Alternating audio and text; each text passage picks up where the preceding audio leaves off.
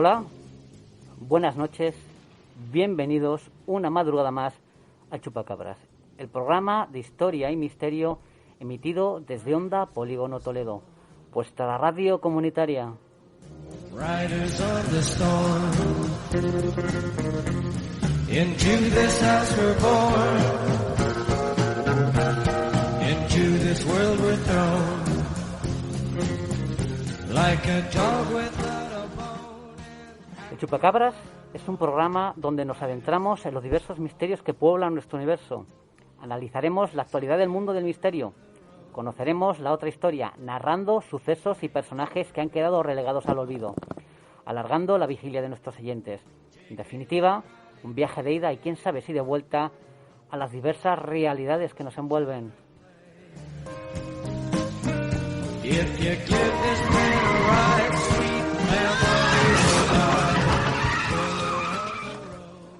Bueno. Una vez más, aquí en las trincheras. Rubén, buenas noches, ¿qué tal? Buenas noches, qué ganas tenía ya de volver. Cuando te he visto entrar por la puerta de Onda Polígono Toledo aquí al estudio, me has recordado a Douglas MacArthur, cuando en el 44, volviendo a Filipinas, ¿no? Sí. Volveré ahí, parecía. Volveré. Sí. He vuelto. Bueno, pues además volvemos con un magnífico programa en el que intentaremos, como siempre, hablar de hechos poco conocidos de la historia. Y en la primera parte del programa pues hablaremos de una división que los nazis crearon durante la Segunda Guerra Mundial, que estaba exclusivamente dirigida a crear el terror, pero en mayúsculas, ¿no, Rubén? Sí, y cuando escuchen nuestros oyentes qué clase de división era, lo primero que se preguntarán es cómo Quentin Tarantino no ha hecho una película sobre esta división. Sí, seguramente no la conoce, porque si no ya la habría hecho. Efectivamente.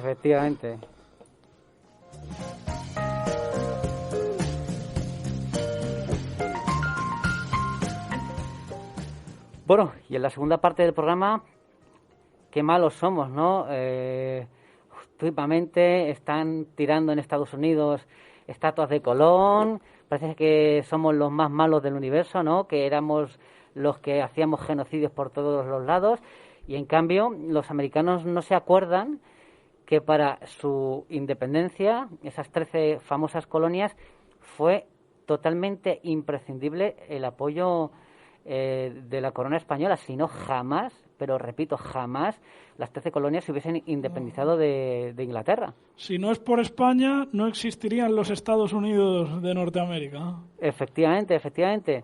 Y hoy, pues trataremos de nuestra segunda parte del programa de desvelar la importancia que tuvo el apoyo de la corona española para esa independencia de los Estados Unidos.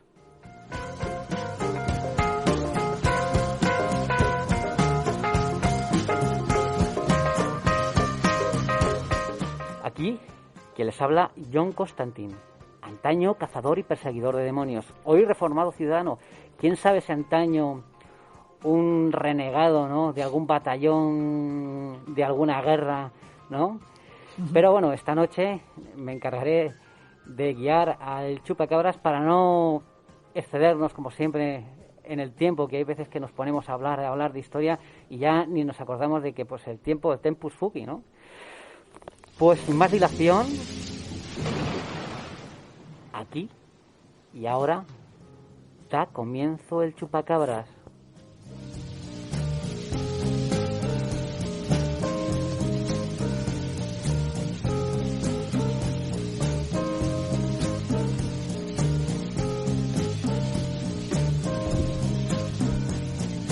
Riders on the train.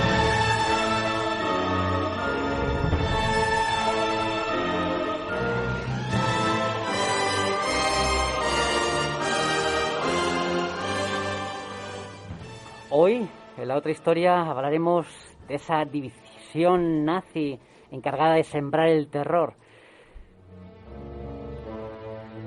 Pero antes de entrar en materia, vamos a hacer una pequeña visión, ¿no?, de cómo a lo largo de la historia, sin llegar al extremo que se llegó en la Segunda Guerra Mundial con esta división, pues como si en ocasiones, sobre todo cuando uno de los contendientes se veía muy apurado, pues tenía que usar pues a convictos a la hora de las batallas.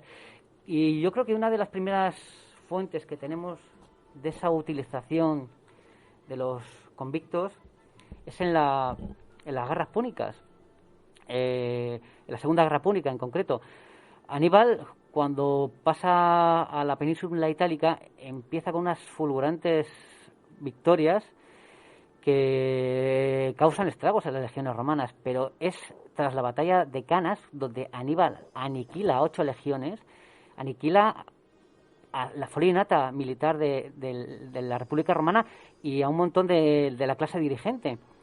Entonces, en ese momento, en Roma entra, podemos decir, en pánico la población. No hay soldados para defender Roma, no hay nada. ¿Qué podemos hacer frente, no? para este ejército que ha derrotado todo lo que mandamos contra él? Y empieza, sobre todo, también a haber defecciones, ¿no? Empieza a parte de las alianzas que tiene la República Romana en el sur de Italia, empiezan a unirse, a pasarse al bando de Aníbal. Y pues en poco tiempo, como comento, después de esa victoria, lo bueno que tenía la República Romana es que sabía levantarse por muchos golpes que le diese Aníbal, y en poco tiempo los romanos empezaron a recuperarse del golpe y a tomar medidas prácticas para rehacer sus fuerzas. Se llevó a cabo una leva para crear nuevas legiones, reclutando a muchos soldados, pues jóvenes en ese caso. Qué duda cabe, cuando no tienes soldados, pues bajas un montón la edad de reclutamiento. Esas imágenes de la Segunda Guerra Mundial de prácticamente niños vestidos con el uniforme alemán defendiendo las fronteras del Tercer Reich. Una quinta del biberón a la romana. Efectivamente. Pues se llevó a cabo una leva pues con soldados de 17 años e incluso más jóvenes. Y enseguida pues Roma contó con 4 legiones. Pero claro, estas legiones no eran suficientes. Entonces se liberó también a los esclavos de la familia de ciudadanos, prometiendo la libertad a los esclavos y pagando a esas familias que daban los esclavos una cantidad de dinero. Y se llegó a conseguir 8.000 que formaron 2 legiones más. Pero aún así necesitaban todo lo que se pudiese movilizar contra Aníbal. Y entonces otros 6.000 hombres que eran convictos a la espera de castigo, a todos se les prometió amnistía si optaban por luchar. Este es el primer ejemplo que vemos así datado en la historia de cómo, cuando claro una nación se ve ahogada, ¿no?, por las circunstancias, pues tiene que movilizar primero a los jóvenes, a toda la población, incluso pues hacer uso de los convictos, de la gente que está en prisión. Me gustaría añadir que hay algunos datos antes también sobre convictos, unidades de convictos en los ejércitos persas de Jerjes y Darío. También se dieron algunos casos, quizá los primeros.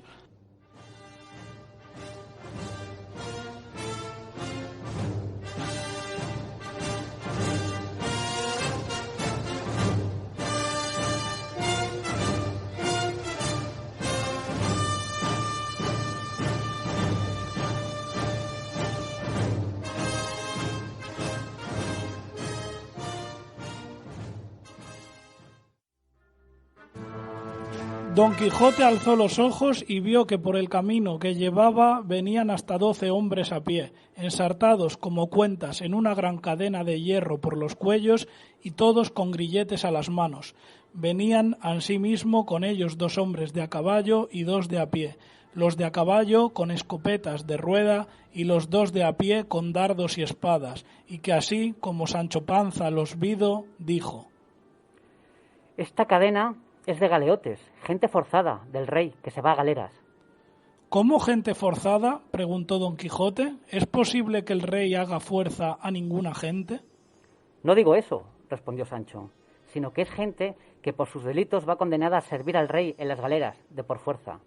Advierta vuestra merced, dijo Sancho, que la justicia, que es el mismo rey, no hace fuerza sino agravio a semejante gente, sino que los castiga en pena de sus delitos.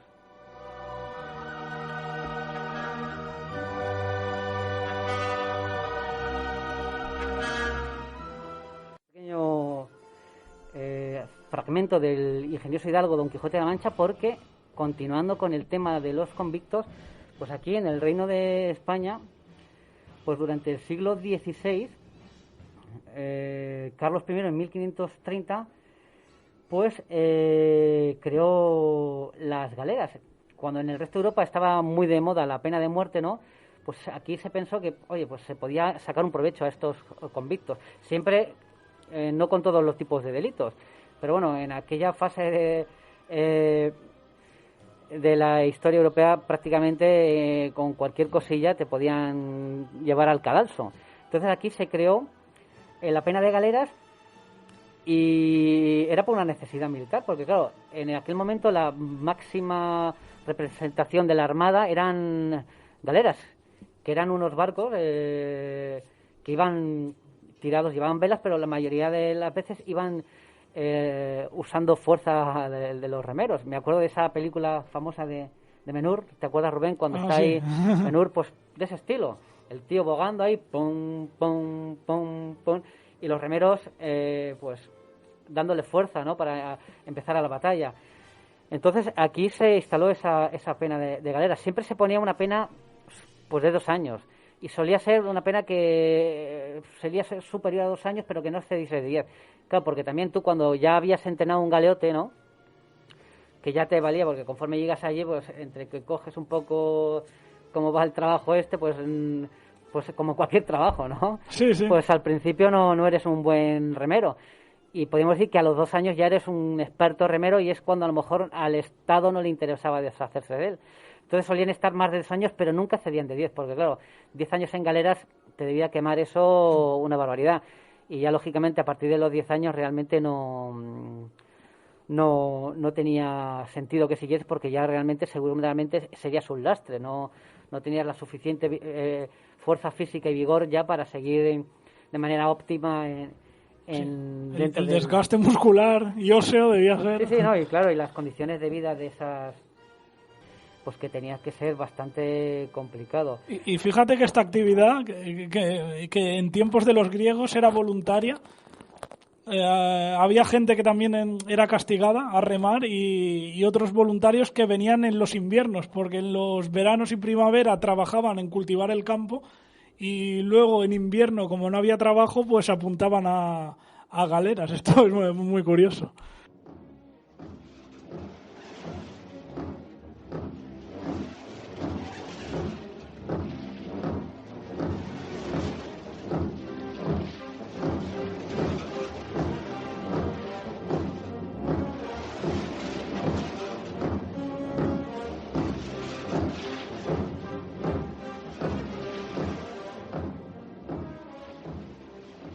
En referencia a lo que acabas de comentar, los hombres condenados a remar en galeras, los galeotes, pues lo normal es que se pusiese a 5 galeotes para bogar en cada remo, hasta completar los 250 que se necesitaba para una galera.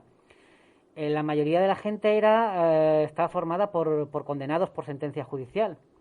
Algunos había esclavos turcos capturados, ¿no?, y berberiscos.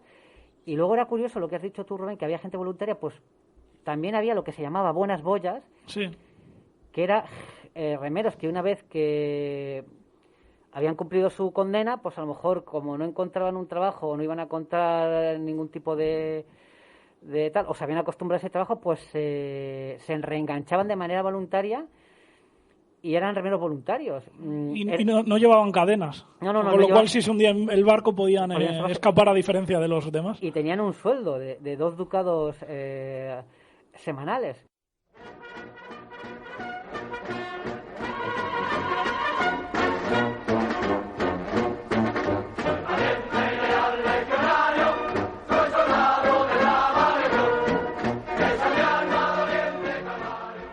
Bueno, ya acercándonos, ¿no?, a este siglo XX, ¿no?, pues vamos a hablar primeramente de la Legión Francesa, que podemos decir que es la primera legión, ¿no?, ¿sí?, que usó a gente, podemos decir, convictos para nutrir a su fuerza de élite. Bueno, en aquel momento Francia tenía un montón de colonias y había frentes bastante complicados, sobre todo en la zona de Argelia.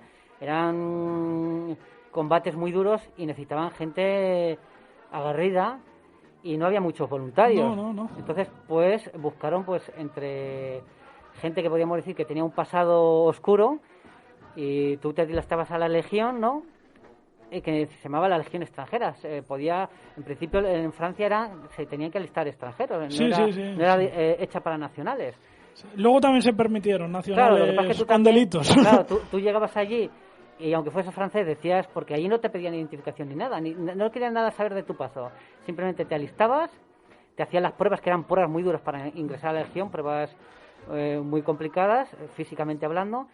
Pero tú podías ser un francés y decir que eras... sí, que hablabas francés, pero no eras francés. Que eras de Andorra o de Portugal. Entonces, prácticamente no se preguntaba nada por el pasado. Te daban una identidad nueva. Lo que pasa es que, claro, tenías que pasar una instrucción que era muy dura. Y no importa hablar en pasado, porque a día de hoy es exactamente igual. No ha cambiado nada. Efectivamente, Rubén me ha comentado antes del programa que efectivamente hace poco se metió en la página de la Legión Extranjera Francesa y es exactamente igual. Sí, te cambian la identidad. Si tú quieres, puedes mantener la original, pero si tú quieres, puedes a día de hoy cambiarla, el nombre... Te borran todo lo que tengas conflictivo en el pasado, te lo borran y con esa identidad es como estás limpio. O sea, ahí no es exactamente igual, no ha cambiado. Desde el siglo XIX no ha cambiado. Por cierto, que la Legión Extranjera, su primera intervención militar fue en España, en las guerras carlistas. Efectivamente, las guerras carlistas, es lo que te iba a decir, que además tuvo varias intervenciones, porque claro, las guerras carlistas fueron muy duras, se cometían muchas atrocidades por ambos bandos y claro, al entrar en combate, pues claro, no es lo mismo, pues la guerra te vuelve salvaje, podríamos decirlo de alguna manera, pero si eres también pues una persona más propensa a volverte salvaje, ¿no? Porque eres una persona violenta, que has tenido un pasado violento y estás en la legión, pues es más fácil que se te vaya un poco tal. Y cometieron varias atrocidades y los carlistas no cogían a ningún legionero francés prisionero. Era curioso, de la legión extranjera, los ajusticiaban. De hecho, también hubo curioso porque hubo varios, unos 800 legionarios de la legión extranjera franceses que desertaron y se apuntaron al bando carlista, y en una batalla llegaron a confrontarse los legionarios de la legión extranjera que estaban apoyando a los... Qué curioso. A los isabelinos y los que estaban apoyando a los carlistas. Sí. Y finalmente sufrieron tantas bajas los legionarios extranjeros de la legión extranjera que se rompió comunidad y los pocos que quedaban pues se fueron uniendo en otras unidades. Pero es verdad, la primera intervención que tuvo fue aquí en nuestro país, en la guerra carlista. Sí, es curioso esto que has dicho. Hubo también un enfrentamiento entre la legión extranjera, entre ellos mismos, que fue en la Segunda Guerra Mundial en Siria, en 1941, entre la Legión de la Francia Libre y la Legión de Vichy. Esto parecido a lo que pasó aquí en España, ¿no?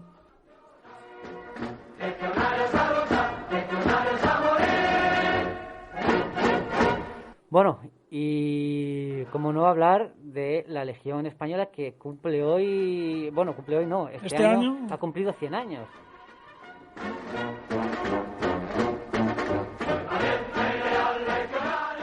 Que empezó igualmente con la misma filosofía que la Legión Extranjera, de hecho se llamaba la Legión Extranjera. Sí, llamaba igual. Y lo que pasa es que aquí no tuvo tanto éxito entre los extranjeros porque aquí te pagaban muy poco. Del poco sueldo que te pagaban, encima te descontaban el equipo, la manutención. Sí. Entonces, muy típico. Muy típico. Entonces te quedaba un sueldo miserable. Y encima España en esa época estaba enfrentándose en la guerra del norte de África, que era una guerra sangrienta. Además, de hecho, surgió la idea de la Legión precisamente para acabar con los soldados de reemplazo que estaban provocando que la opinión pública española pues una creciente malestar por eso, porque iban los chavales jovencísimos obligados ahí a luchar Marruecos, chavales sin experiencia ninguna prácticamente, y morían a miles. De hecho, la primera gran desastre fue en 1909 en Anual, en el Barranco del Lobo, que murieron unos 1.000 en una emboscada, unos 1.000 soldados españoles. Y luego en Anual, pero luego en Anual fue una salvajada, entre 10.000, 13.000 muertos, no se llega nunca a saber. Y encima lo peor era que era una guerra salvaje, que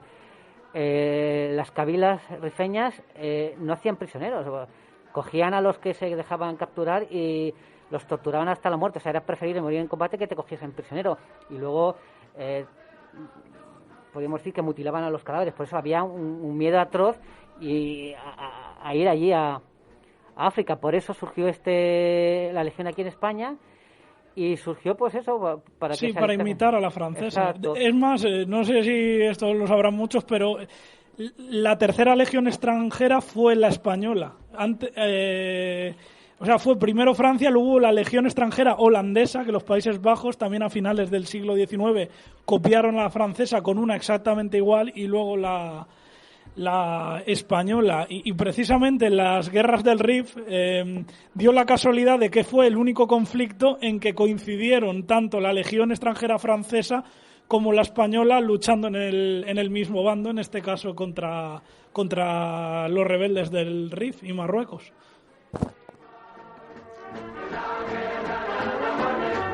Por curiosidad, como hemos dicho, pues en los primeros 10 años de la creación del tercio, pues había pocos extranjeros, solo servían 4.000 extranjeros, un 10% de todos los efectivos de la Legión, precisamente por lo que hemos dicho, porque no atraía primero el destino, que era un destino muy complicado.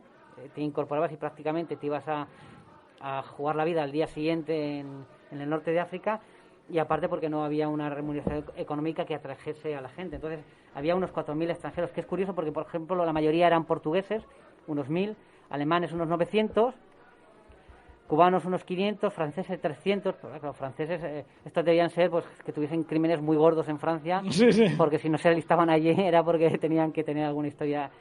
Italianos unos 200, argentinos 140, y es curioso porque incluso llegó a haber un legionario hindú y otro japonés. Bueno, y el creador de la Legión fue el Villan Astray. Villan Astray, sí. No, que además lo que decía, ¿no? Que una de las cosas que incluyó en la Legión es el código Bushido japonés. Por cierto, fue el primero en traducir el primer ciudadano español en traducir el libro del Bushido a nuestro idioma.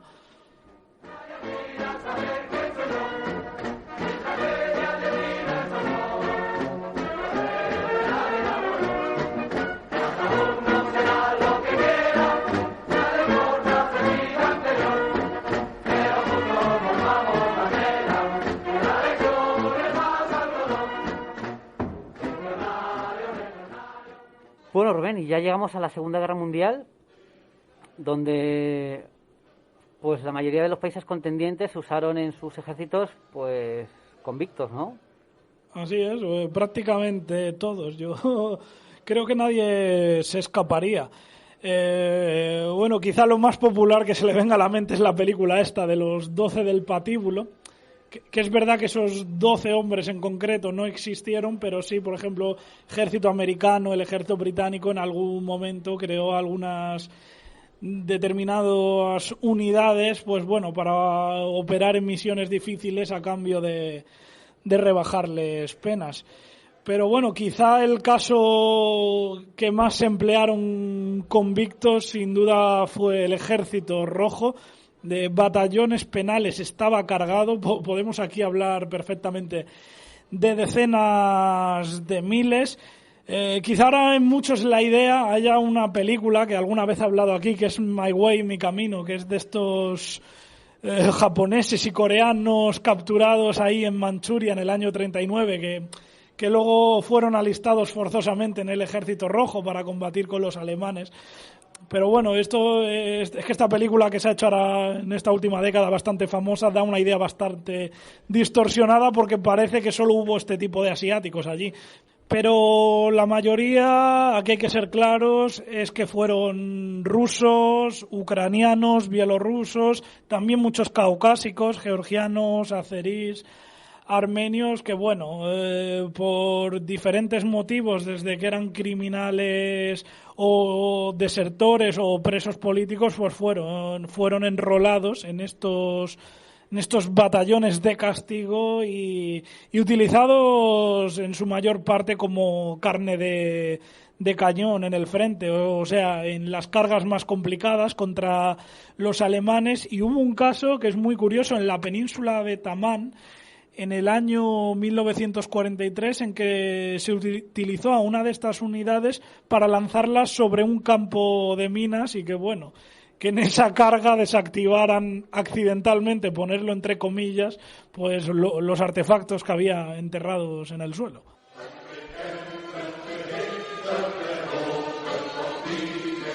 Posteriormente, Rubén, corrígeme si me equivoco, incluso se llegó a usar, después ya terminada la guerra, a convictos para, de lo que has comentado tú, desactivar minas, no directamente para que pasasen por un campo de minas, pero sino restos de minas o de que hubiesen quedado en playas, se usaron, por ejemplo, en Francia, a convictos para desactivar, claro, una labor bastante complicada, para esa tarea que era necesaria, era complicada, pues mira, oye, te damos la oportunidad de te redimes, y es un trabajo que, pues hombre, no lo quería mucha gente en ese... Efectivamente, sí.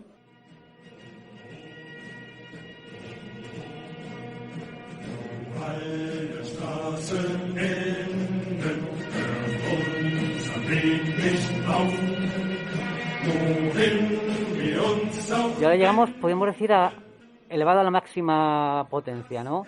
Es algo que no se había usado antes, que cualquier cosa que hemos hablado en este programa era anecdótico, ¿no?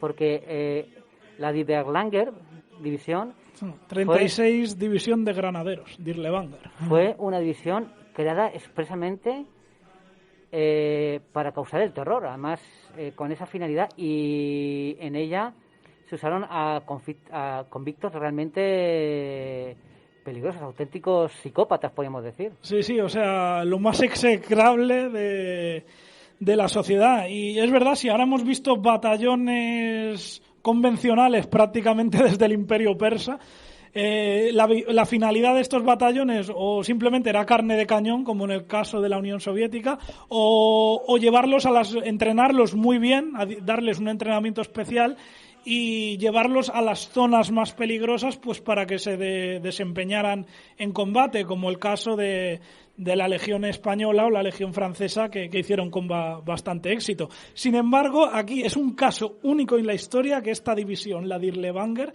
de las SS, se hizo con la única finalidad de emplear a la mayor lacra social, la gente más peligrosa posible, con la única finalidad de sembrar el terror.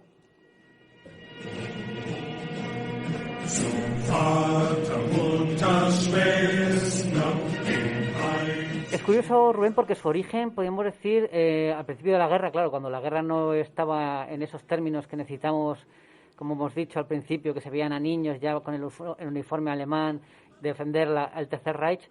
Al principio de la guerra, cuando las cosas iban bien, se usaron convictos, pero eran unos convictos especiales, ¿no? No eran violadores ni asesinos. No, en un principio no. Eran otro tipo de delincuentes, algo más suave, que son los cazadores furtivos. Que hay que decir que Alemania fue el primer país en aprobar leyes ecológicas en Europa, y la caza furtiva estaba prohibida en determinados espacios naturales, sobre todo de Austria y de Baviera. ¿Qué pasa? Que muchos cazadores se saltaron estas leyes y, bueno, los pillaron y acabaron en cárceles. ¿Y qué pasa? Que al estallar la guerra, pues claro, un cazador tiene la ventaja de que sabe disparar muy bien, que allí donde pone el ojo pone la bala. Luego también sabe ocultarse muy bien en la naturaleza sin dejar rastro. Pues claro, son unos combatientes excelentes. Entonces, a cambio de rebajarse las penas, las multas o la libertad, se les ofreció servir en el ejército pues como tiradores. Y así, en junio de 1940 nació el Comando Cazador Furtivo Oranienburg, que en un principio estuvo compuesto por 84 cazadores, luego se amplió a los 300 y bueno, se desempeñaron bastante bien porque, como es lo que he dicho, donde ponían el ojo ponían la bala.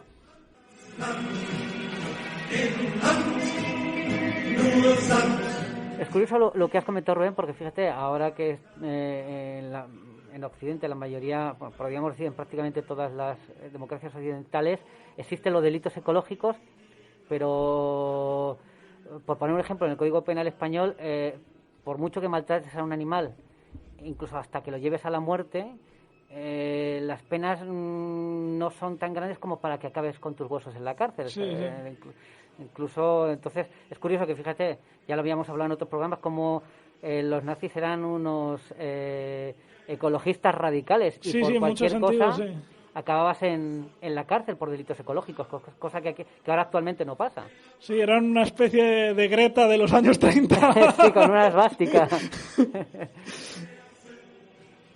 Wer weiß, wie lange noch für mich die helle Sonne scheint. Claro, pero la guerra empieza a ir, podemos decir, mal.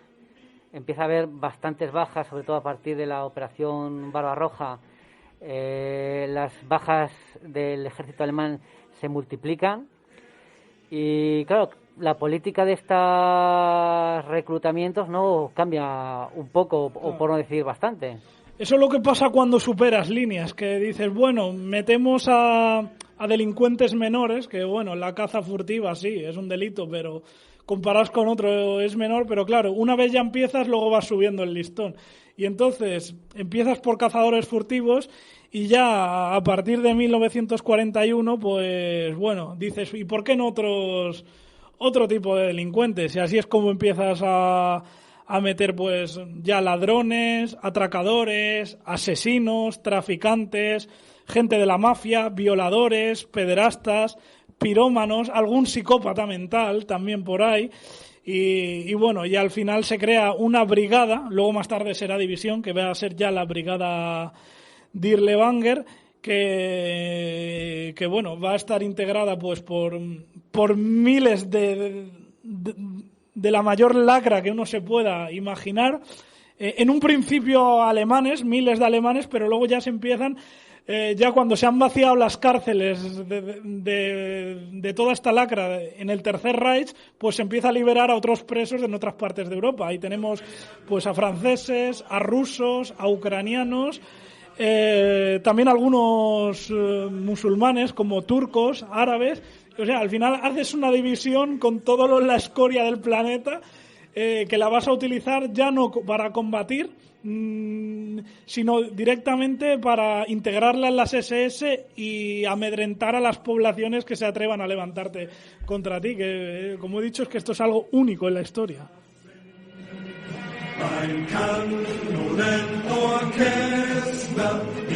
Claro, porque Rubén no era una división de combate al uso, sino que no estaba en el frente, sino podríamos decir que su trabajo era más bien en retaguardia, ¿no? Claro.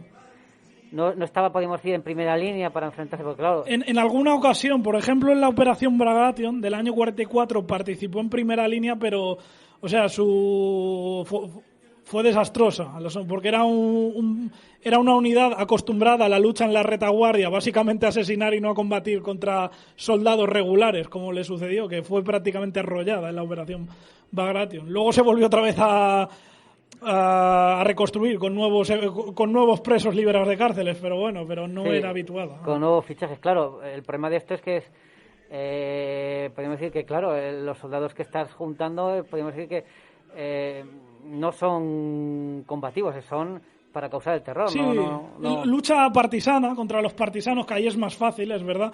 Y aparte, es que fíjate lo que hemos dicho, que eran todos delincuentes, asesinos, violadores, a los que entregas fusiles, subfusiles, granadas, pistolas. Había gente que era pirómano y le entregas lanzallamas. Incluso algunos tanques rusos T-34 capturados a los soviéticos se los dio a esta unidad de auténticos psicópatas mentales. O sea, y les liberas en una determinada comarca rural, en tantos kilómetros, hay tantas poblaciones, puedes hacer lo que absolutamente quieras. O sea, podemos imaginar el resultado. O sea. Sí, tuvo que ser un auténtico infierno en la tierra.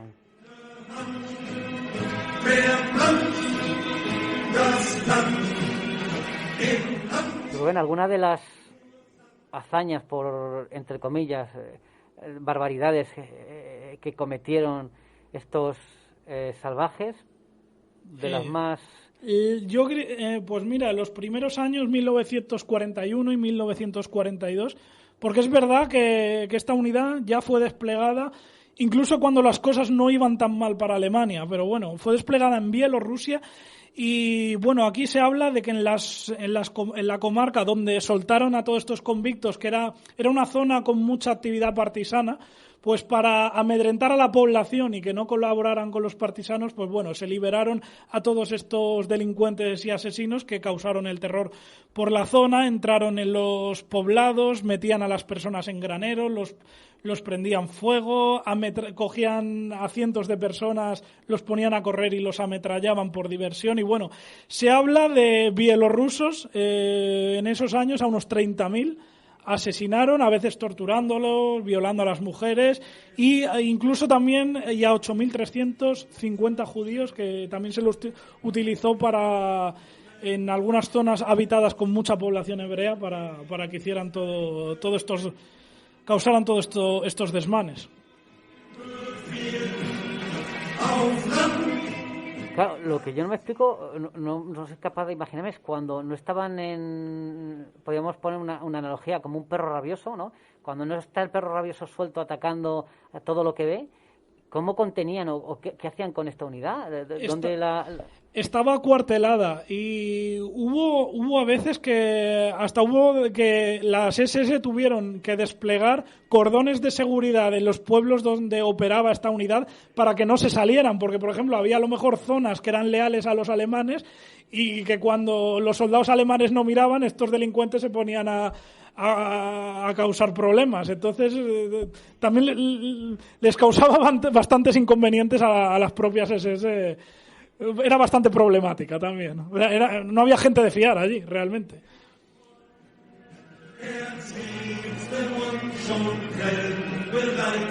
Sí, en vez de tenerlos en una cárcel, ¿no? Podríamos decir que los recluías en una zona y toda esa zona que la dinamitasen y la destruyesen, ¿no? Sí, sí. No, y fíjate que en esto último, en Eslovaquia, a finales del 44, las SS tuvieron que declarar como una especie de área de exclusión en el que la Dirlewanger no podía salir de ese área. O sea, les daba aldeas para que hicieran lo que quisiera, pero que no salieran de ese área, porque Eslovaquia, que formaba parte del eje, se quejó de estos convictos que estaban en su suelo diciendo, mira, es que están causando desastres a toda mi población, o contenerlos un poquito.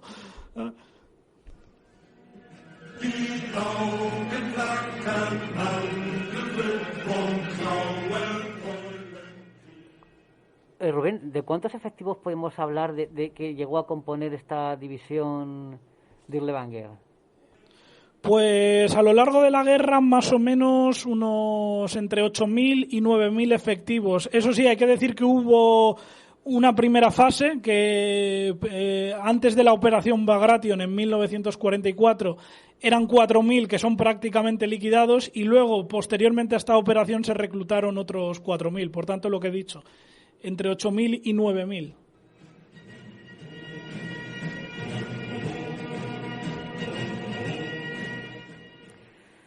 En un principio entiendo que donde más se usó esta división fue en el frente ruso, lógicamente.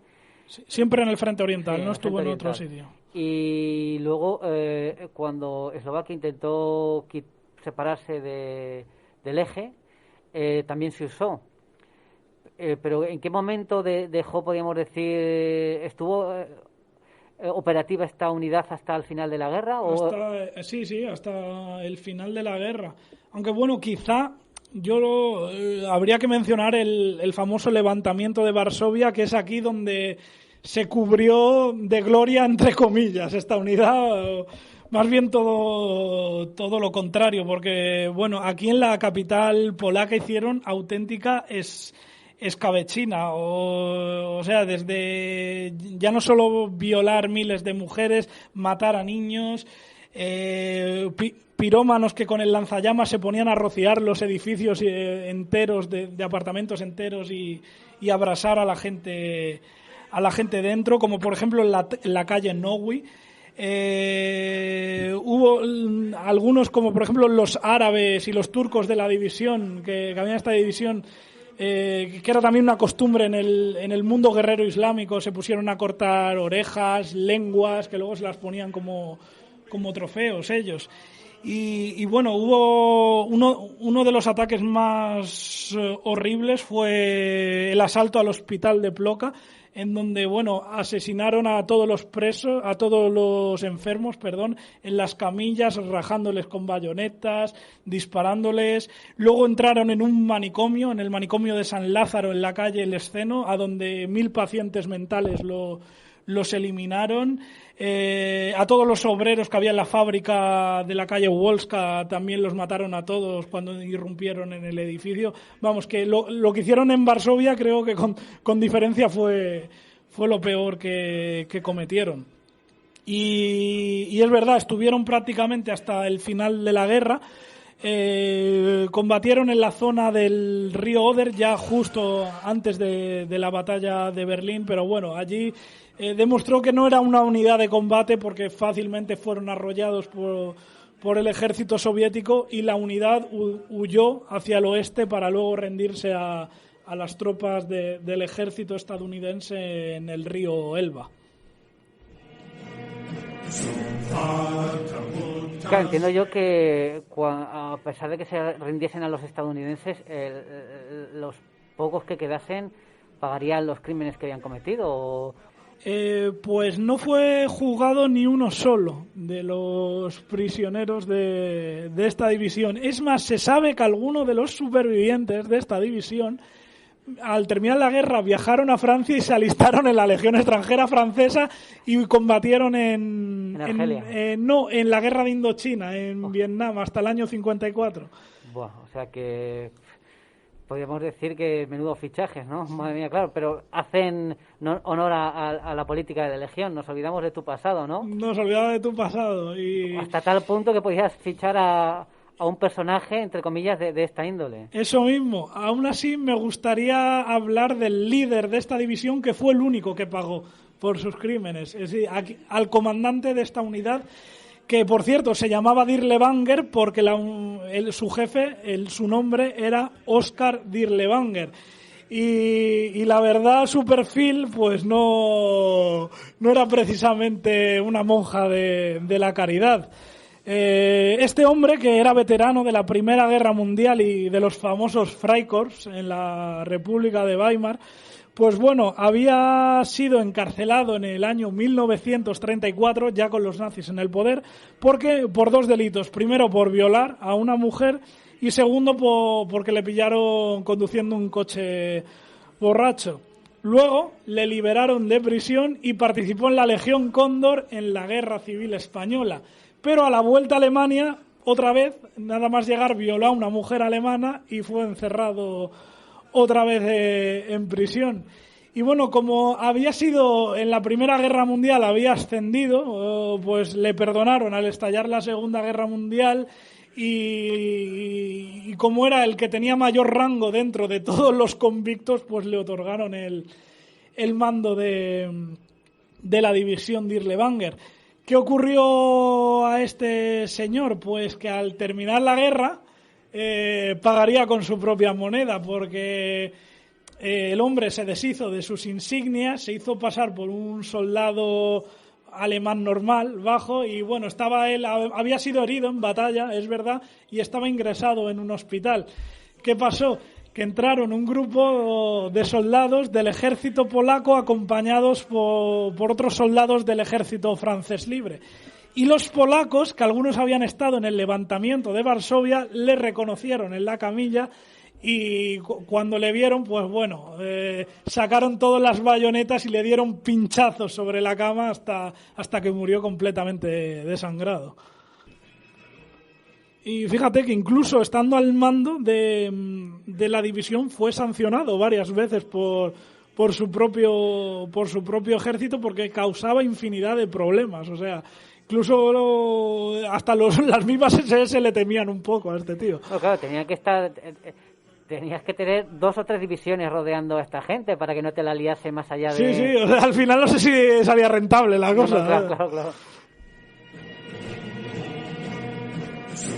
Vater, Mutter, Schwester, in sich unser Sinn. Ein Kanon.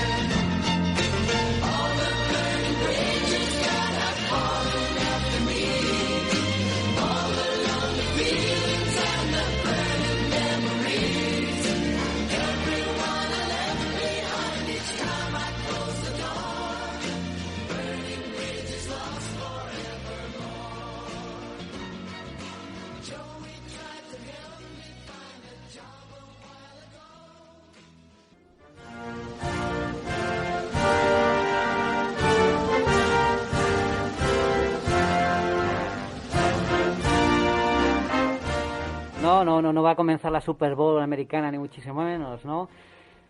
Este famoso himno americano, ¿no?, que tantas veces se ha cantado siempre antes de un partido. ¿Qué sería de los Estados Unidos, ¿no?, sin la participación de la corona española durante la Guerra de Independencia? Pues está claro que este himno a día de hoy no se escucharía, ¿no? No, hoy en día se escucharía God Save the King. Efectivamente. El himno del Imperio Británico. Porque se ha minusvalorado bastante la colaboración hispana a la hora de que los Estados Unidos consiguiesen su independencia. Únicamente en algunas zonas de Florida, ¿no?, donde podríamos decir que tuvo las campañas de verano de Gálvez, sí hay incluso recreaciones históricas sobre las batallas que hubo allí, pero el resto de Estados Unidos prácticamente no conoce esta historia, y de hecho lo que conoce es pues la mala publicidad que se hizo antes de la guerra de Cuba, ¿no?, que la opinión pública americana, para justificar esa guerra de 1898, estuvo meses antes criminalizando a la corona española. Entonces pasa un poco como, fíjate, como la guerra de África. ¿Te acuerdas, Rubén, de cuando hablamos de la guerra de África, de la campaña de Donnell, ¿no? Sí. Que tú hablas de la guerra de África y lo que le viene a la gente son los desastres posteriores. Nadie se acuerda de esa gloriosa campaña llevada a cabo en 1860. No se acuerda nadie, se acuerda de lo que vino después. Pues esto pasa igual.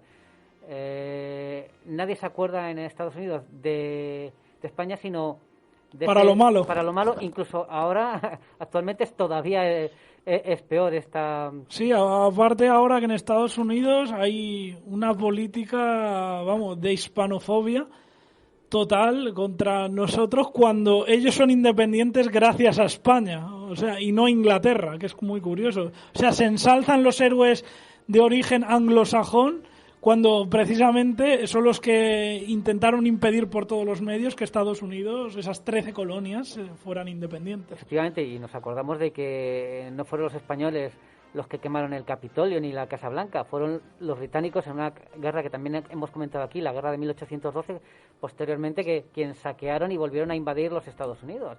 Pero todo eso parece ser que la gente no se acuerda. Incluso quieren criminalizar a la corona española.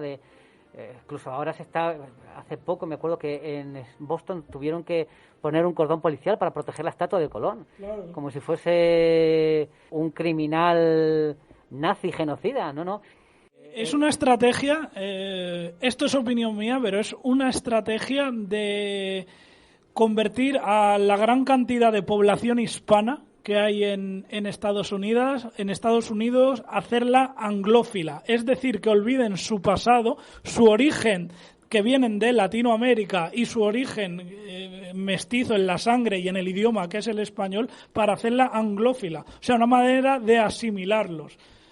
Porque fíjate que en estas manifestaciones de odio hacia lo español ves a un gran número de hispanos odiando sus raíces y aplaudiendo a los a los, podemos decir, genocidas anglosajones, que primero impidieron la independencia de Estados Unidos y luego masacraron a todas las poblaciones indias, cosa que no hicieron los españoles. Efectivamente. Y lo están aplaudiendo los mismos hispanos, mexicanos, guatemaltecos, colombianos, o sea que es una cosa contradictoria, no sé, es demencial, vamos. No, además, visto desde ese aspecto, resulta increíble, por lo que dice Rubén, donde la España fue una guerra de conquista, pero una vez conquistada toda la zona de Sudamérica, hubo un mestizaje, se fundieron ambas culturas y no hubo un genocidio como hubo en Norteamérica, primero por los ingleses y luego por sus descendientes, los Estados Unidos. Las poblaciones nativas prácticamente fueron exterminadas. En cambio, de hecho, cuando estaba la corona española por esa zona, por la zona de Nuevo México, Florida, con las poblaciones nativas se llevaba bastante bien. Únicamente tenía problemas con los comanches y con los apaches porque hacían excursiones y quemaban haciendas para robar y hacer pillaje. Pero realmente el resto de convivencia fue pacífica. Sí, y todo sí. cambió en el momento que pues la nación americana fue creciendo y expandiéndose y se quitó, podríamos decir, el dominio español de la zona, que es cuando empezó prácticamente a la zona a exterminar a todas las poblaciones nativas. Los semínolas de la zona de Florida fueron cayendo tribu tras tribu y además usando armas modernas, no como cuando llegaron los conquistadores allí, que pues ya usaban arcabuces, que prácticamente era más el ruido que hacían que la efectividad que tuviesen contra las poblaciones nativas. Pero es así, nos ha tocado ese San Benito. Es silenciar un genocidio y inventarse otro culpando a uno que no existió. O sea, inventarse un genocidio que no existió y silenciar el tuyo propio que sí tuvo lugar. Efectivamente, porque además se creían superiores a los nativos por la propia religión anglicana que tenían y por la propia ideología. Ellos no veían mal exterminar a esas poblaciones y es curioso como ni siquiera, como lo que vamos a hablar ahora, todas estas acciones militares que tuvo la corona hispana, que sin ninguna duda, si no llegan a ser por esa participación, jamás hubiese tenido esta nación, hubiese sido independiente.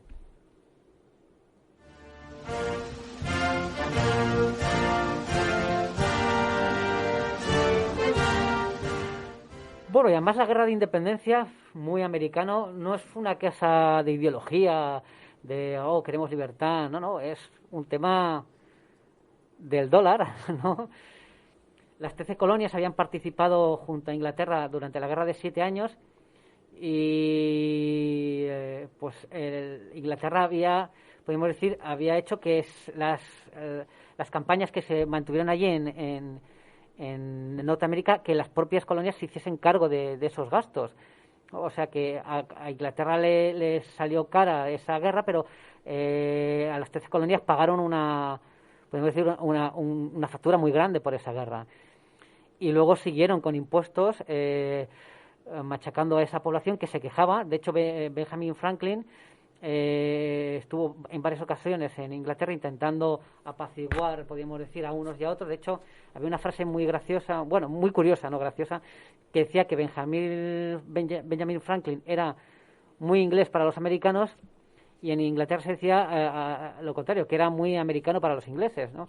Intentando podríamos decir, esa política apaciguadora, pero finalmente ya con los disturbios del té de Boston podemos decir que ya empieza la gente a querer quitarse ese yugo y podemos decir que empieza una rebelión que sin ninguna duda hubiese sido machacada inmediatamente por los británicos si no llega a ser por el apoyo que desde un principio se brindó desde la zona española, porque toda la zona de Mississippi, en la zona de Nueva Orleans, fue una especie de tráfico, fluían constantemente mercancías y dinero para apoyar esa causa. Primero la corona española, como era su enemigo de toda la vida, los ingleses, pues hombre, no querían apoyar a los americanos porque tampoco les interesaba apoyar de manera clara a una nación que se estaba rebelando contra su rey, porque eso pudiese tener una especie de efecto contagio en como la luego zona. sucedió. Exacto. ¿no? Ya. Pero, oye, el enemigo de mi enemigo es mi amigo, ¿no? Esa famosa frase. Y desde la zona de Nueva Orleans se mandó constantemente pertrechos, dinero, fluían mosquetes, uniformes, material de guerra para el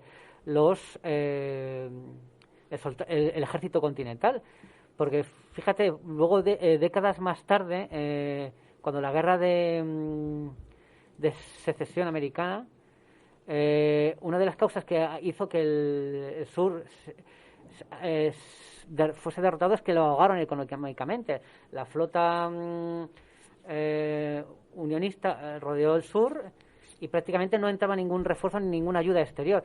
En cambio, en este caso, por la zona del Mississippi estaban el flujo abierto constantemente de dinero, uniformes, de todo tipo de ayudas para estos rebeldes para que mantuviesen ese... Y este soporte económico, esto me gustaría señalarlo, quien pertrechó prácticamente durante toda la contienda a los continentales fue España, porque normalmente los actos oficiales en Estados Unidos, desde siempre, cuando se rememora la guerra de independencia, siempre se lo agradece todo a Francia, cuando Francia es verdad que contribuyó a esa independencia, pero bastante menos que España. O sea, porque Francia no tenía allí nada, salvo 4 islas del Caribe. Tenía que atravesar todo el océano, superar el bloqueo y llevar algo. Pero es que con España entraban directamente todo desde Florida, desde todo el imperio en Iberoamérica. Era un flujo constante, cosa que con Francia recibían determinados meses al año ayuda. Y efectivamente, además, como el famoso refrán, ¿no? Unos cargan la lana, ¿no? Y otros crían la fama. Sí. Pues algo pasó como en la... Se han mitificado Yorktown, claro, eso, la flota francesa en Yorktown ya está, vienen en el último momento, han ganado ellos. Exacto, y el contingente francés que estaba allí, que curiosamente era pagado por la corona española. Encima, estaba allí, y claro, como son los que al final derrotan al Cornualles allí en Yorktown. Pero Bernardo de Gales, por poner un ejemplo, allí no llegarían a 7.000, 8.000 franceses junto con el ejército de Washington, que claro, sumaban más que Cornualles y por eso se tuvo que acantonar en Yorktown, y con la flota francesa cierto es que al final cayó, pero Bernardo de Gales llegó a tener un ejército de 20.000 hombres en la zona de Florida. Sí. Que y durante muchos años. Sí, y que era una punta de lanza que se clavaba en la retaguardia británica. Entonces, si desde un principio ese flujo de hombres y de materias y de ayudas se hubiese cortado, porque había también dentro de la diplomacia española gente que decía, oye, pues es el momento de ser amigos de los ingleses, ¿no? Porque si esta nación se independiza, en un futuro va a ser un terrible enemigo, efectivamente, porque ya se estaba teniendo en los territorios de la colonia española problemas con los colonos americanos, que estaban constantemente, pues no respetaban las fronteras, por decirlo de alguna manera. Y efectivamente, en el momento que esta nación se independizó, pues finalmente absorbió todos esos territorios. Florida fue comprada, pero por ejemplo luego cuando México se independizó hubo una guerra entre Estados Unidos y México que le quitó la mitad del territorio. Sí. ¿No? Es curioso. Pero es así. Entonces es extraño, pero está claro que la ayuda fue brutal. En aquella época, además, la Armada Española era la tercera armada en el mundo.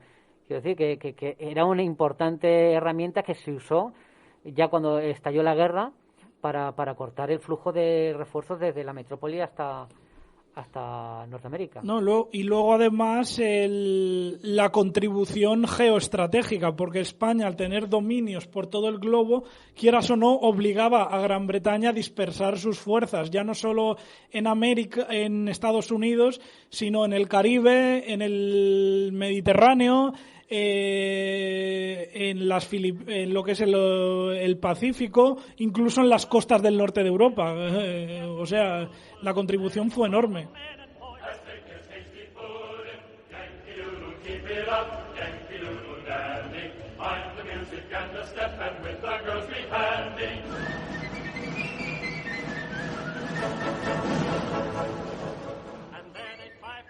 Pues como hemos dicho, en un principio esta ayuda es solapada porque cierto es que desde un principio Francia apoya más claramente, de hecho reciben a los diplomáticos americanos, cosa que no pasa aquí en España, porque claro, no vas a recibir a unos tíos que se han rebelado contra su rey. Y quizás ese pragmatismo en la política no benefició, porque oye, si vas a estar del lado de esta gente, pues hazlo bien, que se te vea, para que luego a la hora de llegar a la independencia americana, pues que se te reconociese esa contribución, ¿no? Sí. Que es algo que pasa porque, fíjate, en lo que hemos hablado hace unos minutos de la guerra de 1815, el gobierno americano era un pro-francés, precisamente porque tenían esa especie de pozo de que habían sido importantes a la hora de bueno, Francia tenía muchas ganas de revancha por el tema de la Canadá. Sí, efectivamente. Del tema del Canadá, tenía mucha revancha también los franceses.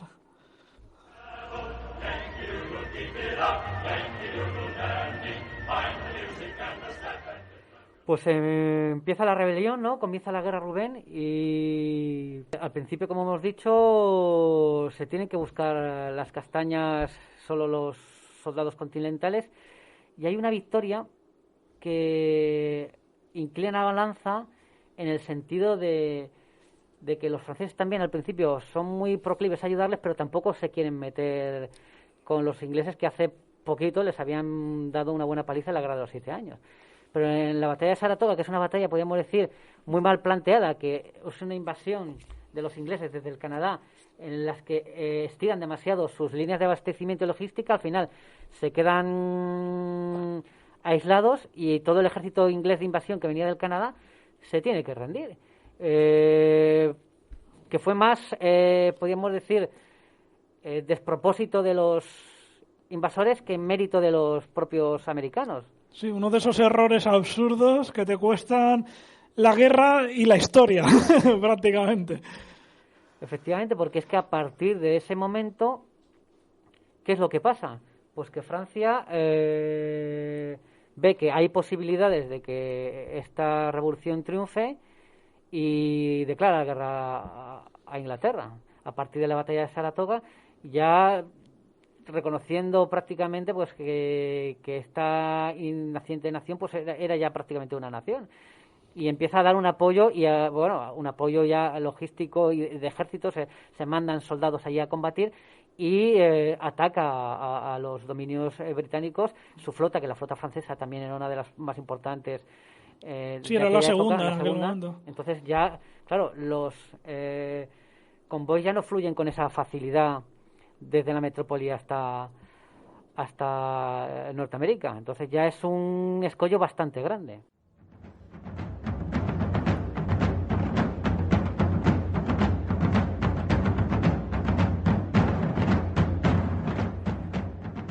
Claro, antes de que se declarase la guerra ya a Francia, aunque España no estaba todavía en guerra, ya se empezaba, podemos decir, a preparar. De hecho, el gobernador de la zona de Florida, Bernardo Gálvez, con sus familiares, ya estaban ideando una estrategia para que en el momento que se comenzasen esas hostilidades, tener un plan de operaciones y directamente empezar a atacar a las guarniciones inglesas en la zona del Golfo de México. No, claro, y bueno, que como bien has dicho, una vez ya está Francia en el conflicto, que ven que los rebeldes encima pueden ganar, pues ya se van animando otros. Y bueno, estamos hablando de España, pero por ejemplo, Holanda también al final va a terminar declarando la guerra al Reino Unido, pues bueno, para sacar su rédito propio. Y en España es verdad que ya empieza ahí la cosa a ponerse interesante y ya es curioso. El 3 de abril del año 1779 el embajador Francisco de Luján y Góngora envía el primer ultimátum al Reino Unido amenazándole para que cesaran los apresamientos por parte de sus corsarios a buques españoles, que eran los que navegaban por el mar del Caribe, y además ya sube el tono exigiéndole una compensación económica por la derrota que había sufrido España en la guerra de los 7 años. Y es que este era uno de los principales motivos que tenía España por entrar en este conflicto, así como también recuperar algunos territorios en América que les habían arrebatado los ingleses, y también que Francia, nuestro vecino del norte, estaba ejerciendo mucha presión para que también España se uniese a la contienda. Claro, había gente que estaba en contra de esto dentro de España.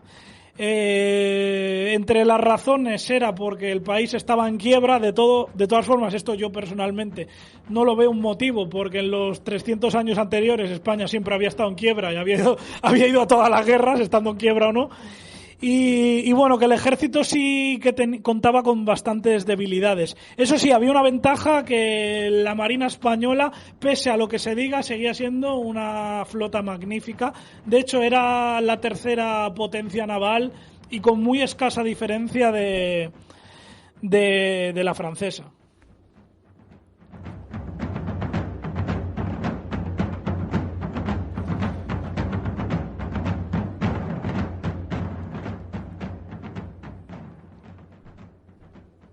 Sí, además España todavía tenía clavado el tema del Tratado de Utrecht, ¿no? Donde se había perdido Menorca y Gibraltar, que claro, eso, tener a los británicos, a los ingleses en tu territorio, en tu propio territorio, era una humillación.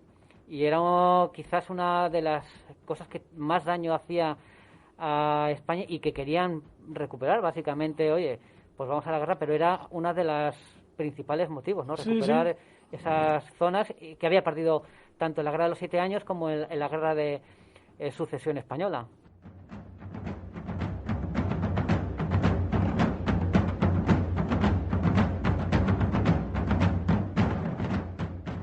Era un poco ayudar a Estados Unidos al otro lado del charco para recuperar territorios míos dentro de la misma península ibérica y las Baleares. Y bueno, ya es curioso que el 18 de mayo, es decir, al mes siguiente del ultimátum al que me he referido antes, pues bueno, ya se pone en alerta a todas las guarniciones y colonias en América, y finalmente ya al mes siguiente, que será el 21 de junio, ya se materializa la declaración de guerra del Reino de España a Gran Bretaña.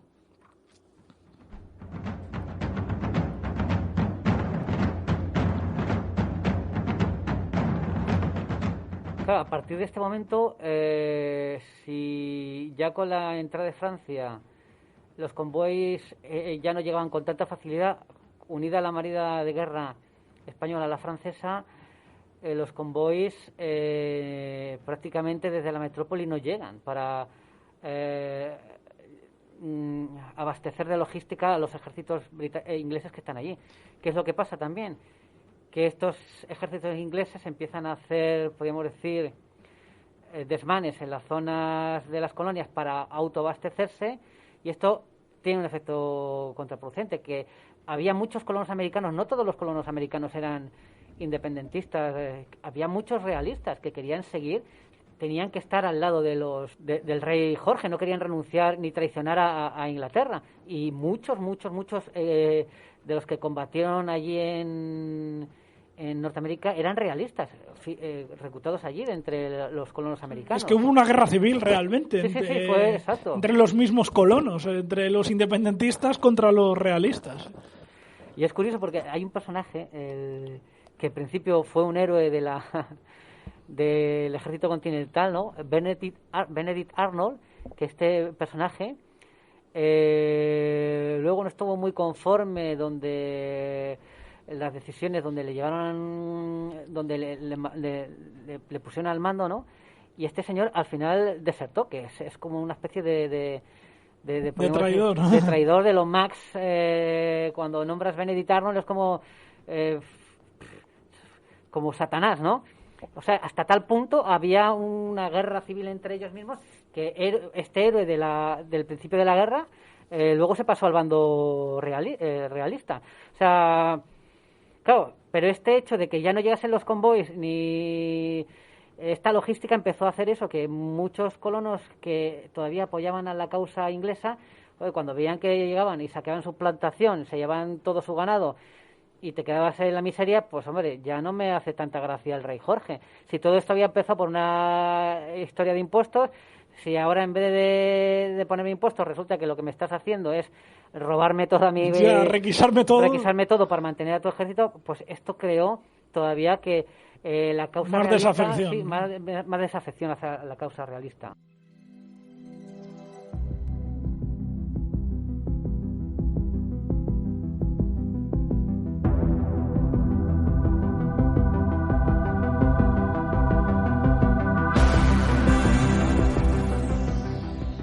En las madrugadas de los miércoles, abre la puerta al chupacabras.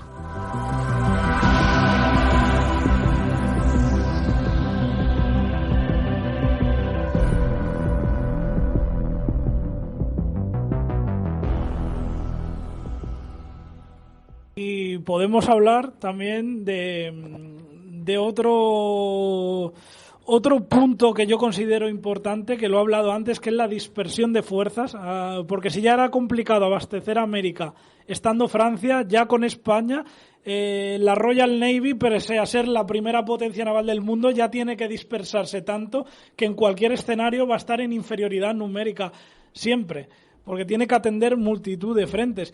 Y uno de estos frentes, esto es poco conocido, es la propia Inglaterra, porque al igual que había sucedido un siglo y pico antes, hay una especie, otra nueva armada invencible que va a intentar invadir pues la isla de Gran Bretaña. Va a ser una escuadra franco-española que bueno, se va a presentar en el Canal de la Mancha el 23 de julio con un total de 66 navíos al mando del teniente general Luis de Córdoba.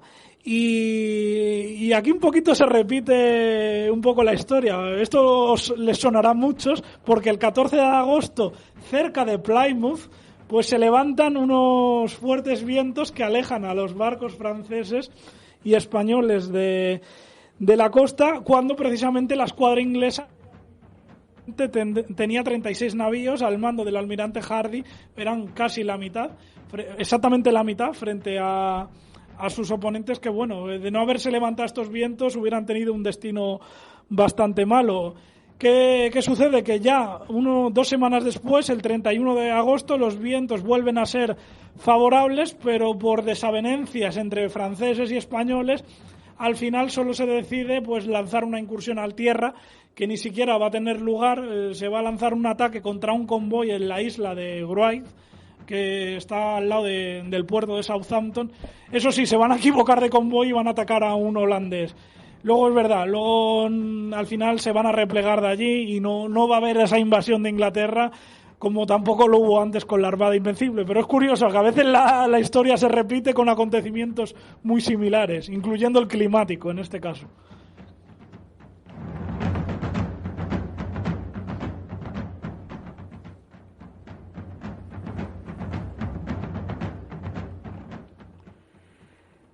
Si dentro de la poco desconocida contribución española a la causa de la independencia americana, si algo podemos decir que es más destacable y suena más entre ese desconocimiento, podemos decir que son las campañas de Bernardo de Gálvez. De hecho, durante el mandato de Barack Obama, a través de gestiones que se realizó a través de la Fundación Bernardo de Gálvez, se consiguió rescatar un documento americano de un espía, Oliver Pollock, que al terminar la guerra le prometió a Bernardo de Gálvez que impulsaría en el Congreso de Estados Unidos una moción para que fuese reconocido como uno de los insignes de la nación. Pero ese documento se perdió, al final podríamos decir se perdieron las palabras en el viento, pero esta asociación recuperó ese documento y encontró la votación en el Congreso de los Estados Unidos, donde se votó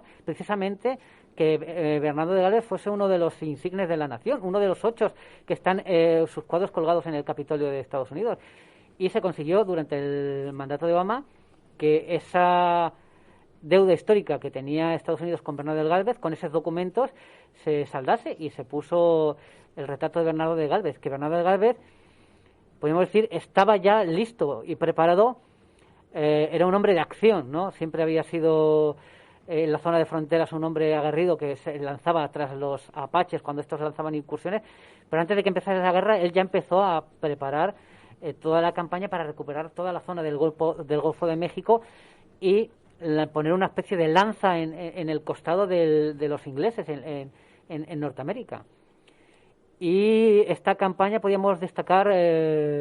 Pues bueno, podemos decir dos grandes campañas. Una sería la primera, la del Mississippi, que bueno, lo que has dicho, prácticamente desde el sur, abrió un frente en el sur del continente.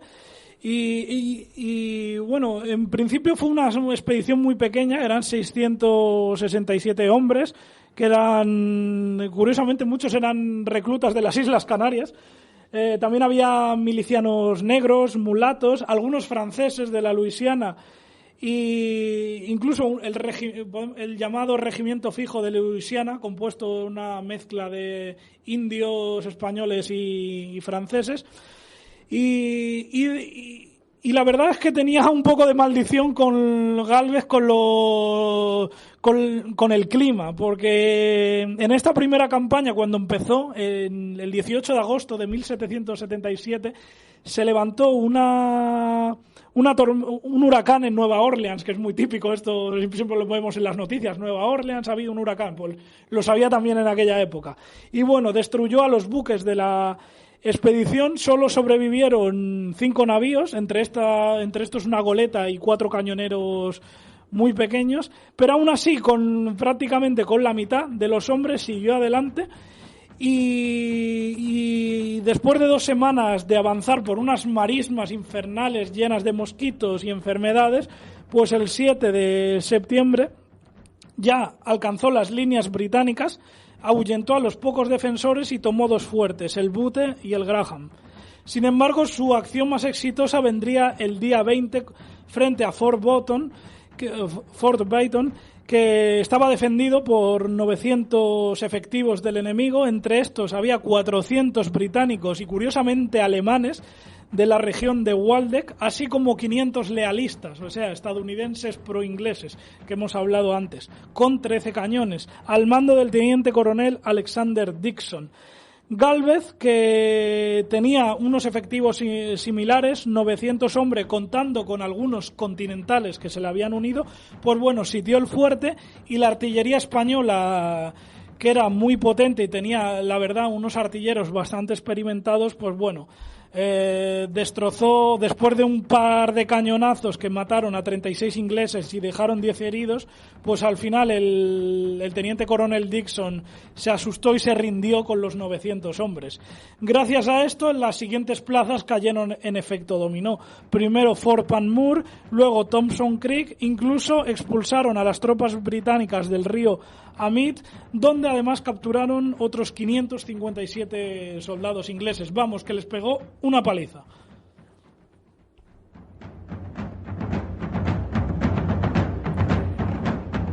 Efectivamente, y si por algo es también conocido Bernardo de Gálvez es por su exitosa campaña luego posteriormente en Pensacola.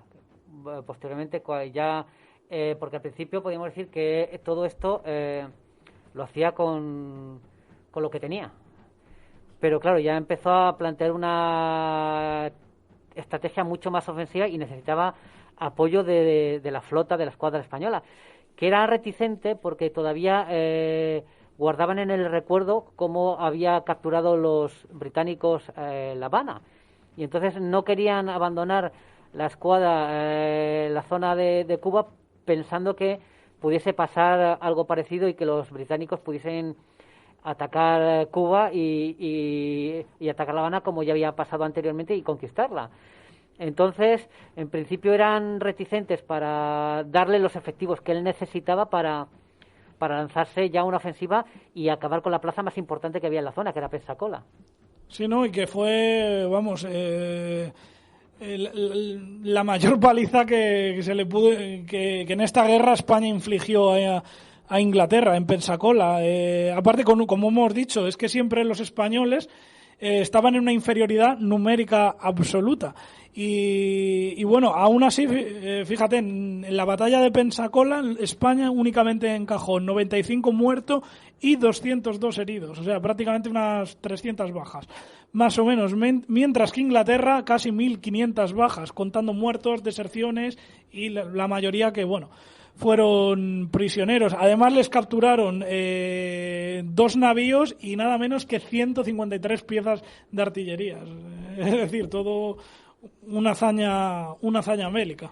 Cortando, podríamos decir, una zona donde podían haber seguido entrando refuerzos y una zona que podía servir de tenaza para el ejército continental, eliminándola de plano Bernardo de Gálvez, un golpe de mano. Es que prácticamente Gálvez lo que hizo es eliminar prácticamente el frente sur, o sea, expulsar de allí a los británicos. Y ojo, también está la otra batalla que es importante, que es Mobile, que también nuevamente vuelven a pegar una buena paliza a los ingleses con cientos de bajas. Y tuvieron el mismo problema que en el Mississippi, que previamente una tormenta hundió a la flota española, desembarcaron en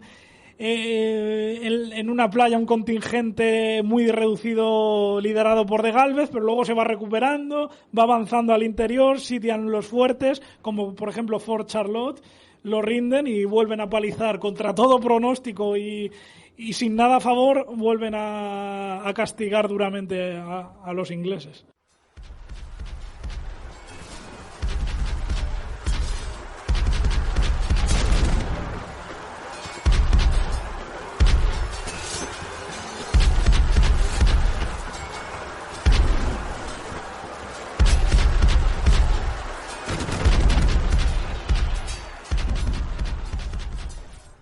Los británicos intentaron atacar San Luis, pero las tropas españolas lo rechazaron. Y luego hubo una incursión española que desde San Luis atacó, remontando todo el río Mississippi hasta la frontera canadiense, atacó un fuerte inglés que se llamaba el fuerte San José. Estaba colindando con la frontera canadiense, recorriendo 800 kilómetros, o sea, espectacular, que era un fuerte que estaba abasteciendo a las naciones indias que estaban usando los ingleses para también, porque usaban también a los indios para combatir a tanto a los españoles como al ejército continental. Entonces llegaron allí 50 españoles tras unas peripecias. De hecho, los últimos 300 kilómetros tuvieron que dejar el río y tuvo que ser a pie porque estaba prácticamente el río congelado, y llegaron por la noche a ese fuerte San José y pillaron, podríamos decir, a los británicos totalmente por sorpresa. ¿Quién se iba a pensar que 50 locos españoles apareciesen por allí y tomaron el fuerte? Y una vez tomado el fuerte, durante unos días estuvo ondeando la bandera española allí, y lo que hicieron, claro, era una posición que era indefendible, lógicamente. Lo que hicieron fue desmantelar todo el fuerte, todas las piezas de artillería, y regresar. Pero antes de regresar, ¿qué es lo que hicieron? Todo el bagaje que estaba ahí acumulado se lo regalaron a los indios. Para que se rebelaran. No, claro, y luego cuando vinieron los ingleses, siguiendo enterado de la acción, siguiendo a estos españoles para ver incluso por dónde habían oído, por dónde tal, incluso los indios le indicaron que se habían ido en otra dirección, ¿sabes? Y eso hizo pues que muchas de esas alianzas que tenían en la zona con las tribus se perdiese, porque tenían mucho material para comerciar con ellos, para convencerles. Y es curioso que estos 50 españoles regresaron de nuevo a San Luis sin ninguna baja.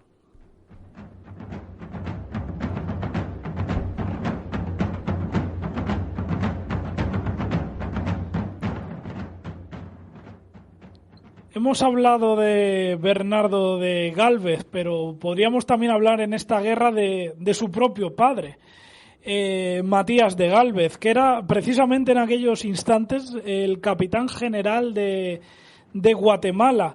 Y esta era una posición estratégica clave, porque desde el fuerte San Felipe en Yucatán se podía acosar a los corsarios ingleses tanto en el río Hondo como en el Cayo de San Jorge. Claro, la Royal Navy se percató de esta debilidad y con 10 buques que estaban al mando del capitán John Luttrell anclaron frente a Guatemala y desembarcaron a 800 efectivos a los que se les unieron varios indígenas rebeldes Misquito que estaban descontentos con los españoles, con los cuales tomaron el 20 de octubre el fuerte Fernando de Omoa.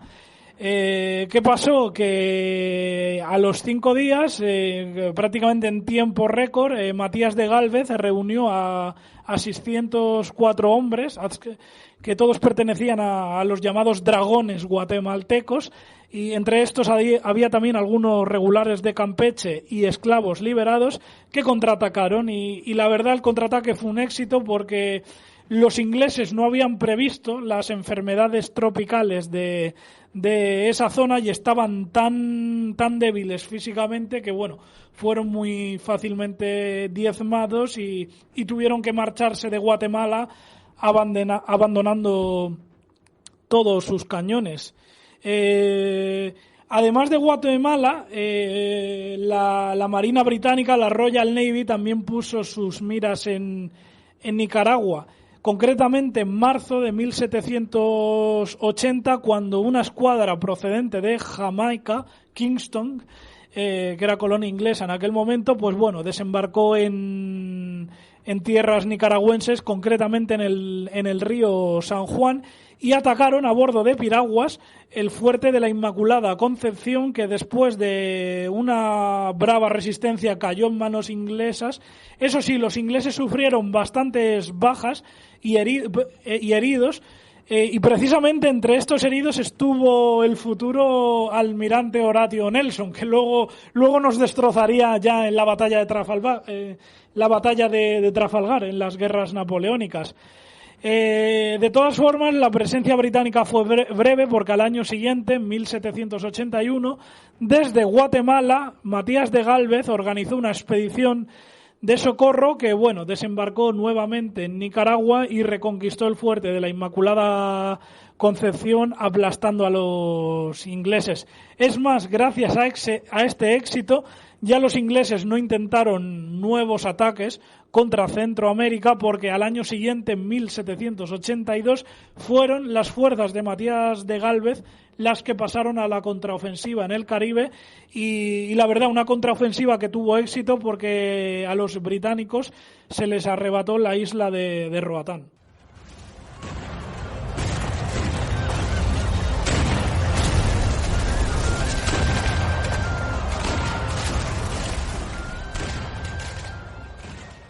Hemos visto que Bernardo de Gálvez y su padre y su tío ya estaban preparados para esta guerra, pero fíjate, una de las causas de los trofeos que se quería recuperar en esta guerra, que era Gibraltar, pues cuando empezaron las hostilidades había un gran contingente español en la zona, pero no había un plan claro para la toma de Gibraltar, que en ese momento incluso se podía haber tomado por sorpresa. De hecho, hay un incidente curioso que el comandante británico, con varios días la guerra declarada, se desplazó a la zona de la línea para felicitar a uno de los comandantes españoles por su reciente ascenso. O sea que los ingleses no tenían ni idea de que se había declarado la guerra. Se podía haber realizado haber preparado una operación para recuperar prácticamente con mucha facilidad el Peñón. El Peñón y no se hizo. No se hizo, no. Una negligencia brutal. Total. De hecho, se estuvo intentando conquistar el Peñón. La primera estrategia fue, no atacarlo, sino rendirlo por hambre. Y se intentó realizar un bloqueo, pero claro, Gran Bretaña también tenía las cosas claras. Inglaterra tenía muy, muy, muy claras las cosas y sabía de la importancia estratégica del Peñón de Gibraltar.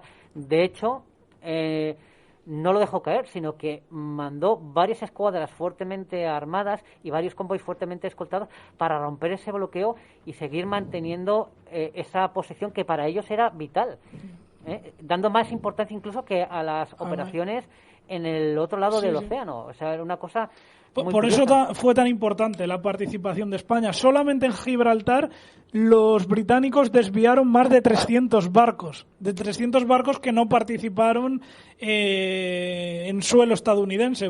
Por tanto, es que vuelve a ser decisiva.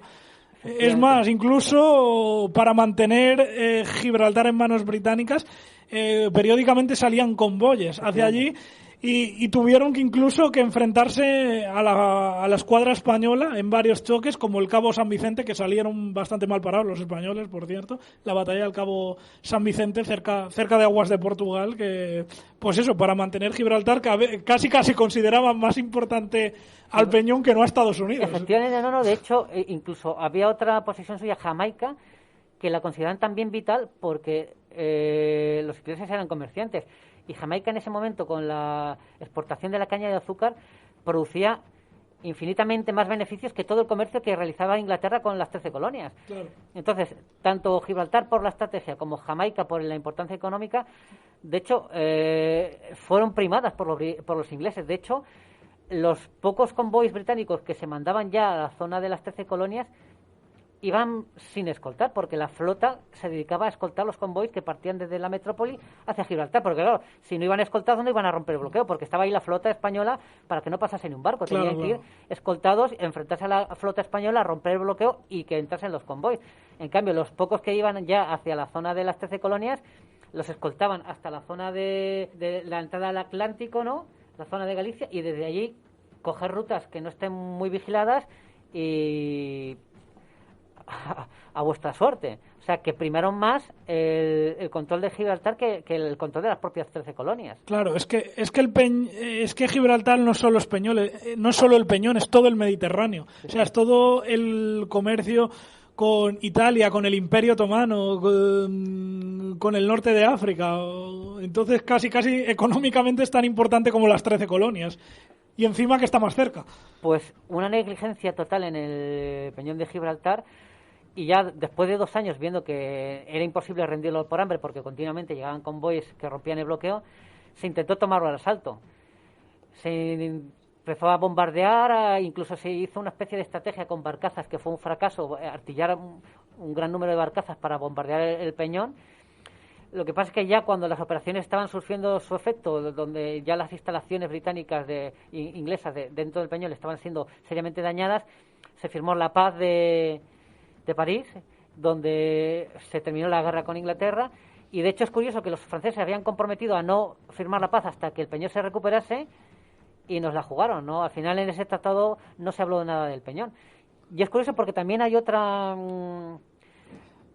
posesión británica que también te toca un poco a ti más de cerca, Rubén, sí, ¿no? Sí, porque ¿quién diría que la última batalla de la guerra de independencia de Estados Unidos se iba a librar en las Islas Baleares? ¿Quién no diría eso? Por Dios, pues sí, se libró en Menorca, que era una colonia británica desde el Tratado de Utrecht en 1714, tras la guerra de sucesión, y que, claro, España se había propuesto reconquistar, y ya mientras ya el ejército británico se estaba retirando de Norteamérica porque, bueno, había sido apalizado por los Estados Unidos, pues bueno, se organizó una flota además hispano-francesa mixta. Eran 3 escuadras al mando del duque de Grillon por parte gala y del brigadier Buenaventura Moreno por parte española, que se presentó ante la isla el 19 de agosto de 1781 y bloqueó los puertos de Mahón, Ciudadela y Fornells, desembarcando a 14.000 soldados hispano-franceses en unas calas cercanas, que ahí mantuvieron un breve choque contra 3.000 soldados británicos al mando del gobernador James Murray, pero bueno, los británicos fueron fácilmente puestos en retirada, con lo que el mismo día del desembarco ya 2 ciudades importantes como Ciudadela y Fornells caen en manos españolas. Los ingleses no tienen más remedio que refugiarse en el castillo San Felipe de la ciudad de Mahón, y bueno, allí van a estar recluidos prácticamente 6 meses, sufriendo las privaciones del asedio y constantes bombardeos de artillería. Y ya finalmente, después de el 6 de enero de 1782 tiene el primer gran asalto contra el castillo, que fracasan, pero bueno, ya los ingleses quedan tan debilitados que al cabo de un mes, ya en febrero, pues el gobernador James Murray no tiene más remedio que rendirse, concretamente el 5 de febrero, que bueno, capitula la guarnición inglesa, que por cierto decir que aquí hay una nueva paliza. Los hispano-franceses únicamente sufren unas 500 bajas, un total de 184 muertos y 380 heridos, mientras que los ingleses unas 2.600 bajas, concretamente 54 muertos, 149 heridos y nada menos que 2.481 prisioneros. Y bueno, gracias a esto, esta va a ser, a mi modo de ver, la gran ganancia de España en esta guerra, más que la Florida, porque bueno, Florida estaba muy lejos y al fin y al cabo luego se la vendimos a Estados Unidos. La gran ganancia va a ser Menorca, que bueno, que la obtiene España en el Tratado de Versalles, y por suerte la seguimos manteniendo a día de hoy.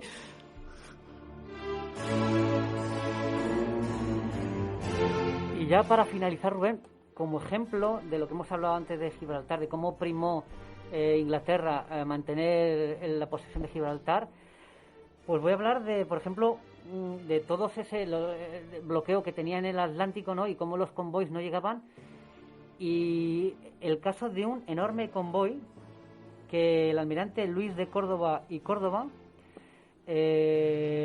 detectaron su salida de Portsmouth el 29 de julio de 1780, y era un total de 55 navíos escoltados por la escuadra del Canal de la Mancha. Claro, ¿qué es lo que hacen los británicos? Lo que decíamos, los acompañan hasta el Atlántico, y ahí la zona próxima a Galicia, que cojan ya rutas no vigiladas, y la flota se vuelve, porque la flota era necesaria para seguir manteniendo la posesión de Gibraltar. Tenían que seguir llegando pertrechos a Gibraltar y se necesitaba esa flota.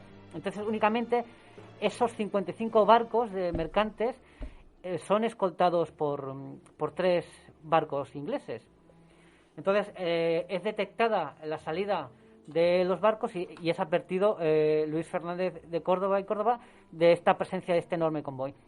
Hacen las operaciones necesarias desplegando la flota por la zona del Atlántico hasta que una fragata localiza el inmenso convoy. Los 3 buques ingleses, cuando ven que se les viene encima la Armada Española con parte de la francesa, salen huyendo y sálvese que pueda, es así. Pues cada barco de los 55 mercantes intenta escapar por donde sea y son cazados uno a uno por la escuadra franco-española y por los barcos franceses. Y finalmente se capturan 52 buques de los 55, en los cuales había 80.000 mosquetes, 3.000 barriles de pólvora, gran cantidad de provisiones, efectos navales destinados a mantener operativas las flotas británicas de América y el Océano Índico, uniformes, pertrechos, y además se hicieron unos 3.000 prisioneros que eran soldados que iban regulares británicos para ir allí a combatir a las colonias. Y también se capturó una cantidad importante de dinero que se mandaba para seguir manteniendo la guerra. O sea, que es que se aisló completamente a las colonias y Inglaterra escogió mantener Gibraltar, en este caso, a seguir manteniendo sus colonias, porque veía que no le merecía la pena. Y ya cuando la guerra se hizo insostenible, pues finalmente pues dejó que se independizasen estas colonias.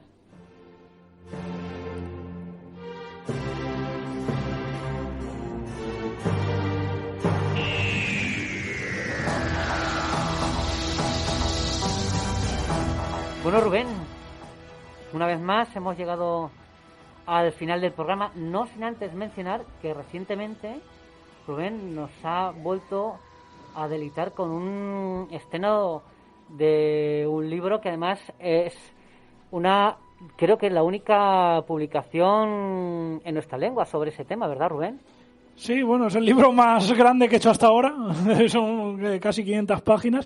Bueno, y 500 que van a ser más porque se va a dividir en 2 volúmenes, porque si no hubiera quedado eso más de 1000 páginas. Se trata de El Frente de China, volumen 1, la Segunda Guerra Sino-Japonesa, 1931-1939, que aborda el conflicto entre China y Japón, que por cierto hicimos ya un programa sobre la masacre de Nankín, que obviamente va a sale en el libro, está muy bien detallada, y bueno, que aborda pues la guerra entre China y Japón antes de la Segunda Guerra Mundial. El segundo volumen, que saldrá en el año 2021, si todo va bien, pues ya será el conflicto entre chinos y japoneses dentro de la Segunda Guerra Mundial hasta 1945. A quien les interese, pues que me contacten, ya saben dónde. A través por el Chupacabras, por Facebook, por mi página web Eurasia 1945 o en el canal de YouTube que va a salir este Chupacabras también. Y además es un conflicto muy poco conocido que ha conformado el mundo actual. Porque si no llega a ser por este conflicto... China no es potencia hoy en día. Efectivamente. O si es potencia sería una con un retraso, ¿no? Es enorme, exacto. Y seguramente los Estados Unidos no hubiesen ganado tan fácilmente, bueno, fácilmente entre comillas, a los japoneses, que los japoneses derivaron en ese conflicto chino una gran cantidad de sus recursos. La mayoría de tropas japonesas estaban en el frente chino, como la mayoría de tropas alemanas en Europa estaban en Rusia.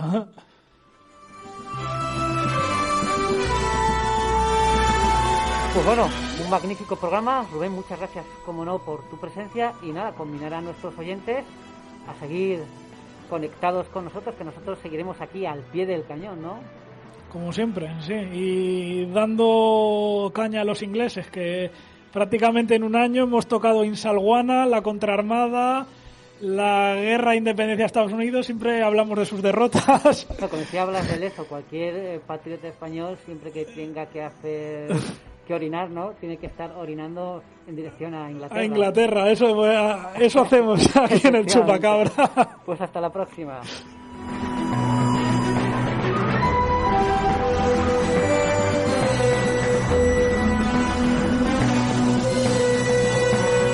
Sé que estáis ahí.